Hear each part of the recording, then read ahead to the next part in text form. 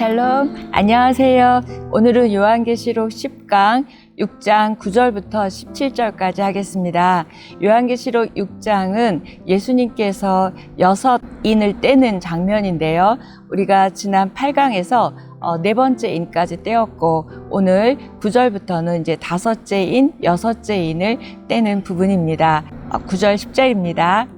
다섯째 인을 떼실 때에 내가 보니 하나님의 말씀과 그들이 가진 증거로 말미암아 죽임을 당한 영혼들이 제단 아래에 있어 큰 소리로 불러 이르되 거룩하고 참되신 대주제여, 땅에 거하는 자들을 심판하여 우리 피를 갚아주지 아니하시기를 어느 때까지 하시려 하나이까 하니, 어린 양이 다섯째 인을 떼시자 죽임을 당한 영혼들이 제단 아래에 있는 것을 보게 됩니다. 이때 제단은 하늘 제단이죠. 이 하늘 제단 아래에 있는 순교자들의 영혼은 그리스도의 복음을 전하고 말씀을 전하다가 죽임을 당한 자들이죠. 순교자들의 영혼입니다. 그들은 하나님을 거룩하고 참되신 대주제라고 부르고 있습니다. 거기 거룩하고 참되신 대주제 밑줄 그었으면 좋겠어요. 왜 그렇게 부르냐면 하나님이 우리 그리스도인뿐만 아니라 온 세상을 다스리시고 통치하시고 주관하시는 그런 주권자로서의 하나님을 알리는 단어가 대주제입니다. 그래서 그 대주제라고 부르면서 자기들의 생명을 빼앗은 악인들을 심판하셔서 자기들의 피를 갚아달라고 부르짖고 있습니다. 거룩하고 참되신 대주제, 다시 말하면 온 세상을 다스리는 하나님이, 통치하시는 하나님이 지금 이 땅에 우주를, 세상을 다스리고 있습니다. 역사를 종말로 이끌어가는 공평과 정의의 하나님을 바로 지금 이렇게 상징하고 있습니다.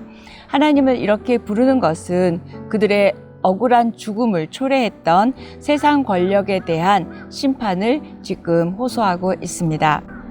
하나님은 불의를 영원히 참으시는 분이 아니고, 하나님의 사랑의 속성이 있는 것처럼 하나님의 공의도 하나님의 속성이시기에 하나님의 그 공의에 의존해서 하나님의 심판을 이루어 주실 것을 기다리고 있고 또 탄원하고 있습니다. 이때 땅에 거하는 자들은 심판해 달라고 얘기하는데, 땅에 거하는 자들은 순교자들을 죽인 자들이죠. 피를 흘리게 한 자들을 지금 요한계시록에서 땅에 거하는 자들이라고 얘기합니다. 요한계시록에서는 땅에 거하는 자들을 사단에게 속한 자들이고, 로마 제국의 황제 숭배를 적극적으로 돕고 또 그렇게 숭배하는 자들입니다. 순교자들은 황제 숭배를 거부했기 때문에 그들에 의해서 죽임을 당하게 된 거고, 또 그 죽임 때문에 지금 최후의 심판을 요청하는 순교자들의 기도가 9절 10절입니다. 공평과 정의의 하나님을 향해서 신원의 탄원의 기도를 올리고, 순교자들의 그 기도의 응답으로 아마 심판의 때가 올 것이고 우리 하나님께서 보응해 주실 것입니다. 이 세상 역사가 아무리 악이 흥왕하고 지금 하나님 없는 세상처럼 되어간다 할지라도, 하나님의 정하신 때에 모든 불의가 드러나고 공의롭게 심판하시는 하나님이 나타날 것을 믿습니다. 억울함을 풀어달라는 그 순교자들의 탄원에 하나님은 그들에게 흰 두루마리를 주시며 잠깐 쉬라고 말씀하시는데, 이때 흰 두루마기입니다. 옷이죠. 11절입니다. 각각 그들에게 흰 두루마기를 주시며 이르시되 아직 잠시 동안 쉬되 그들의 동무 종들과 형제들도 자기처럼 죽임을 당하여 그 수가 차기까지 하라 하시더라. 요한계시록에서 흰색 또는 흰옷은 순결과 승리를 상징하죠. 이 땅에서 믿음으로 지켰고 또 이기는 그 믿음으로 이긴 자들에게 종말에 주어지는 옷이 흰옷입니다. 순교자들의 수가 차기까지 잠시 쉬어라. 그러니까 아직 주님 오실 때가 안 됐다는 표현입니다. 하나님의 섭리, 하나님의 계획 속에서 아직은 심판의 때가 이르지 않았음을 의미하면서 때가 되면 심판이 이루어질 것을 뜻하고 있습니다. 하나님을 믿고 신뢰하는 우리들은 하나님의 약속의 말씀이 반드시 이루어짐을 의심하지 말고 하나님의 때가 임할 때까지 참고 인내하며 믿음을 지켜야 할 것입니다. 그렇게 할 때 마침내 궁극적인 승리의 영광에 동참하게 될 줄 믿습니다. 천상의 순교자들은 다른 순교자들의 수가 찰 때까지, 그러니까 더 순교당하는 자가 그 수가 늘어날 때까지라는 표현이겠죠. 기다려야 한다는 말씀을 듣게 됩니다. 그 수가 차기까지 이 순교의 역사는 아직 끝나지 않았음을 의미합니다. 아직 복음 때문에 하나님의 말씀을 증언하는 것 때문에 순교해야 될 일이 남아있음을 상징적으로 말하고 있습니다. 순교자들의 그 탄원에도 불구하고 더 많은 순교자가 발생할 것이라는 걸 나타내고 있습니다. 요한계시록에 의하면 종말이 완성되는 데 필요한 조건은 순교자의 수가 차는 것이고, 또 마태복음 24장 14절에 따르면 천국 복음이 모든 민족에게 전파되어야 끝이 온다고 말씀하셨습니다. 그렇다면 요한계시록과 마태복음이 전혀 다른 말씀을 하고 있는 거야? 이런 생각이 들 수 있잖아요. 그건 다른 말이 아니고요. 어린 양 예수 그리스도를 따르는 우리 그리스도인들은 증언의 삶을 사는 자들인데, 증언과 순교는 불가분의 관계임을 말하고 있죠. 다른 인을 떼었을 때와는 다르게 다섯째 인을 떼었을 때는 재앙은 나타나지 않았어요. 그 대신 순교자들과 하나님의 대화가 나오는 게 다섯째 인입니다. 12에서 14절입니다. 내가 보니 여섯째 인을 떼실 때에 큰 지진이 나며 해가 검은 털로 짠 상복같이 검어지고 달은 온통 피같이 되며 하늘의 별들이 무화과 나무가 대풍에 흔들려 설익은 열매가 떨어지는 것 같이 땅에 떨어지며 하늘은 두루마리가 말리는 것 같이 떠나가고 각 산과 섬이 제자리에서 옮겨지며, 여섯째 인이 열리면서 큰 지진이 납니다. 해가 검어지고 달은 피같이 되고 별들은 땅에 떨어지고 하늘은 떠나가고 모든 산과 섬이 옮겨진다, 이렇게 표현되어 있습니다. 요엘서 2장 31절을 보면요, 해가 어두워지고 달이 피빛같이 변한다, 똑같은 말이 있고요. 또 이사야 34장 4절에 보면 하늘의 만상이 사라지고 하늘들이 두루마리같이 말리되, 두루마리 말린다는 표현이 똑같이 있습니다. 요한계시록은 이렇게 종말의 심판의 그 현상들을 설명하기 위해서 구약에 있었던 그 문장들 또는 그 말씀들을 사용하고 있습니다. 해, 달, 별의 변화는 하늘에 생기는 이변이죠. 또 큰 지진과 산의 이동은 지각 변동을 말합니다. 그래서 여섯째 인을 떼었을 때는 이렇게 하늘에 생기는 이변과 지각 변동에 대해서 나오고요. 지진을 연구하는 사람들에 의하면 지진이 점점 더 횟수가 많아지고 주기가 점점 짧아진다고 하고 있습니다.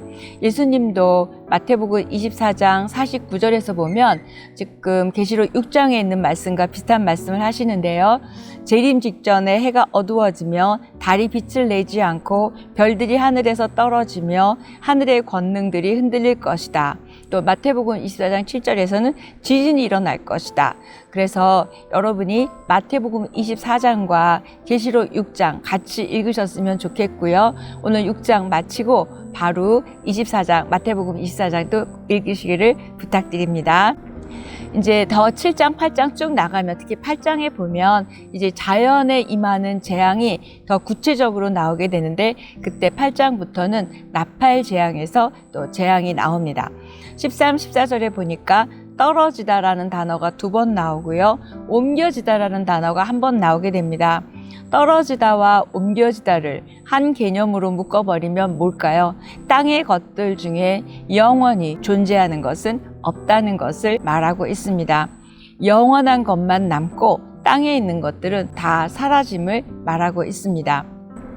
재난과 재앙은 우리를 일깨워 하나님께 집중하도록 하기 위한 수단이고 방편이지, 우리를 재앙으로, 재난으로 죽이려고 하는 거 아니다 라고 이미 제가 말씀드렸고요. 그래서 우리는 이런 재난과 재앙의 이런 사인들을 보면서 영원히 남을 것, 또 영원한 하나님에게 집중하고 바라보고 살아가기를 하나님은 원하시죠.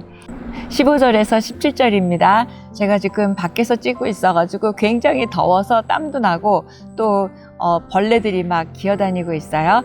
15절, 땅의 임금들과 왕족들과 장군들과 부자들과 강한 자들과 모든 종과 자유인이 굴과 산들의 바위 틈에 숨어 산들과 바위에게 말하되 우리 위에 떨어져 보좌에 앉으신 이의 얼굴에서와 그 어린 양의 진노에서 우리를 가리라. 그들의 진노의 큰 날이 이르렀으니 누가 능히 서리요 하더라. 하늘과 땅의 큰 격변을 불러일으킨 그 여섯째 인의 재앙은 땅의 임금, 왕족, 부자, 종, 자유인에게 임했다 그랬죠. 이때 땅의 임금, 굳이 임금이라고 하지 않고 땅의라고 붙였습니다. 이 요한계시록에서 땅은 하늘과 대조돼서 예수 그리스도 밖에 있는 사람들, 하나님과 관계없이 살아가는 자들, 믿을 기회가 있었지만 하나님을 거부한 자들을 표현할 때 땅의라고 표현하면서 땅의 임금이라고 얘기했습니다. 그들이 굴과 산들의 바위 틈에 숨어 심판을 당하는 사람들이 숨어버립니다. 하나님으로부터 도망치는 인간의 모습을 보게 되죠. 심판의 순간에도 등을 돌리고 하나님을 찾지 않는 인간의 모습에서 인간의 악함을 보게 되죠. 하나님으로부터 피해 숨으려고 하기보다는 종말적 심판의 손길을 볼 수 있는 영적 통찰력을 갖고 우리 하나님 앞에 나와야 될 텐데 숨어버립니다. 하나님에게서 숨는 자, 또 하나님으로부터 피하는 자가 아니라 하나님 앞에 나아가고 또 하나님을 두려움과 경외심을 가지고 만유의 주제이신 하나님을 예배하는 삶을 결단하는 저와 여러분 되기를 바랍니다. 산과 바위에게 자기들 위에 떨어져서 가리워달라고 합니다. 이 말은 뭘까요? 자기네들이 너무너무 고통스럽고 이 재앙이 얼마나 견디기 어려운지 그들은 산과 바위에 깔려 죽기를 원합니다. 그래서 자기네들 덮어라 이렇게 얘기하죠. 어린 양을 대적하는 자들의 고난이 얼마나 심한지를 알 수 있습니다. 바로 이러한 광경이 순교자의 영혼이 하나님께서 속히 이루어달라고 구했던 그 하나님의 진노의 심판입니다. 하나님과 어린 양 예수 그리스도의 진노 앞에서 그들을 가려줄 수 있는 것은 아무것도 없었습니다. 6장은 긴장감 있는 질문으로 마무리하게 됩니다. 마무리 절인데요. 진노의 큰 날이 이르렀으니 누가 능히 서리요? 이렇게 17절 마지막 절인데 누가 견뎌낼 수 있느냐고 질문하고 있습니다. 아무도 견뎌낼 수 없다라는 그런 의미가 아니라 끝까지 굳게 서 있기만 하면 이긴다는 승리의 약속이고 소망의 메시지를 주는 것입니다. 마태복음 24장 13절에도 그러나 끝까지 견디는 사람은 구원을 얻을 것이다 라고 말씀한 것처럼 어떤 상황에서도 믿음과 중심을 제대로 잡고 흔들리지 않는 견고한 믿음으로 니카오 성도, 뭐였죠? 승리하는 성도이죠. 그런 성도가 되기를 바랍니다. 그런 승리하는 성도가 되려면 믿음이 쉽게 흔들리거나 또 감정에 의해서 우리의 믿음이 흔들려서는 안 되겠죠. 저와 여러분이 어떨 때 감정이나 믿음이 흔들리는지 여러분 자신과 저를 점검해야 될 것입니다. 악인들을 심판하는 날은 그리스도 안에서 소망 가운데 인내하며 온갖 고난과 죽음까지도 감당했던 우리 그리스도인들에게는 승리하는 날입니다. 그들에게는 심판하는 날, 우리들은 구원의 날, 승리의 날입니다. 그러므로 우리는 주께서 약속하신 심판과 승리의 날이 반드시 올 것을 믿고 끝까지 인내하며 소망을 이루는 성도가 되기를 축복합니다. 우리가 여기서 가져야 될 질문이 있습니다. 과연 하나님의 자녀들인 우리 성도들은 이러한 재앙들을 피할 수 있을까? 이 재앙들은 우리를 비껴갈까? 이런 질문이 들죠. 예수님 안에 있는 우리는 하나님의 최후 심판의 대상은 아닙니다. 물론 악인들이 받는 재앙은 받지 않지만 아까 순교의 수가 차기까지라고 말씀하신 것처럼 아마 주님 오실 때까지 순교해야 되는 그 순교자들은 계속 나올 것을 암시하고 있습니다. 순교자의 수가 차기까지 우리의 그 믿음과 우리의 말씀과 하나님에 대한 핍박은 있을 것입니다. 그러나 우리가 순교자로 살아가지는 못한다 할지라도 순교자의 정신으로 살아야 할 것입니다. 우리가 지금 살고 있는 이 땅은 자유롭게 신앙생활을 하지만 지금도 그렇지 않은 땅들이 많잖아요. 그래서 선교사님들이 순교도 당하고 그러시는데, 순교는 예수 그리스도의 복음을 위해서 생명을 바치는 육신적 죽음만을 말하는 게 아니라 보다 넓은 의미의 순교는 하나님이 허락하신 매일의 삶에서, 매일의 일상에서 자신을 부인하고 순종하고 희생하고 헌신하는 그 삶이 바로 순교적 삶을 살아가는 것입니다. 저와 여러분이 선교지에 나가서 순교하지 않는다는 것이 아니라 지금 이 땅에서, 이 지금의 나의 삶에서 여러분이 날마다 순교적 마음으로 살아가기를 축복합니다. 제가 육장을 하면서 보니까 인간들이 안전하다고 여겼던 모든 것이 흔들리고 일시에 무너져 내리는 것을 보게 됩니다. 저와 여러분이 지금 현재 의지하고 있는 것들이 무엇인지요? 그것들이 일순간에 무너져 내리고 없어짐을 보게 됩니다. 이렇게 이 세상은 불안전하고 불안정합니다. 우리가 안전하다고 생각하며 영원히 변하지 않을 것이라고 장담할 수 있는 것은 우리 하나님, 또 하나님과 관계된 일을 하는 것 외에는 아무것도 없습니다. 만유의 주인이신 하나님만이 영원히 변하지 않은 우리의 유일한 하나님이시고 유일한 반석이십니다. 6장에서 6재앙까지 떼는 것이 나오고 그때마다 재앙이 나타났는데, 재앙으로 치시는 그 이유는 회개하고 복음을 믿으라는 말씀입니다. 재앙이 단번에 끝나지 않고 나팔로 이어질 것이고 또 대접으로 이어질 것이고 인두 6개나 띄었잖아요. 이건 뭘까요? 이렇게 여러 번 반복되면서 인재앙, 나팔재앙, 대접재앙 계속해서 이어질 텐데요. 이건 역설적으로 말하면 하나님이 오래 참으시고 계신다는 뜻이기도 합니다. 죄인들이 회개하고 돌아오기를 하루를 천년같이, 천년을 하루같이 기다리시는 하나님 말씀 아시죠? 하나님을 거역하고 대적하고 반역했던 모든 악은 반드시 종말을 맞이하게 될 것입니다. 세상에서 권력과 부와 쾌락을 쫓던 자들은 하나님과 어린 양의 진노 앞에서 자신들의 무력함, 자신들의 종말을 깨닫게 될 것입니다. 악의 종말을 우리는 알고 있고 믿고 있는 우리들입니다. 영원히 변하지 않는 하나님의 말씀을 의지하여 살아가고 주님 다시 오실 때까지 믿음으로 승리하는 저와 여러분 되기를 축복합니다. 죄인을 기다리시는 하나님의 사랑, 하나님의 복음을 전하고 믿음으로 우리가 그 복음을 전할 때 우리 주님 언젠가 다시 오실 것입니다. 오늘 여기까지 하겠습니다.